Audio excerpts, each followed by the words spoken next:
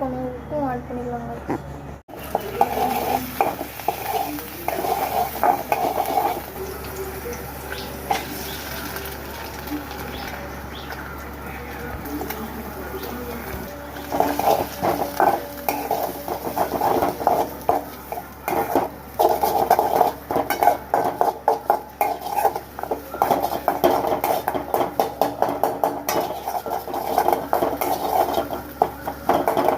நல்லா கலக்கிக்கோங்க. அப்புறமாக வேக வச்சுருங்க மேகியே போட்டுக்கோங்க. அதையும் போட்டு நல்லா கலக்குங்க. அதுக்கு முன்னாடி ஒன்றும் மறந்துடாதீங்க, இது வந்துட்டு மேகி மசாலா போட போகிறது இல்லை, மேகிக்கு இப்பி மசாலா போட போகிறோம். ஏன்னா நம்ம செய்கிறது வீடான டிஷ் ஆச்சு.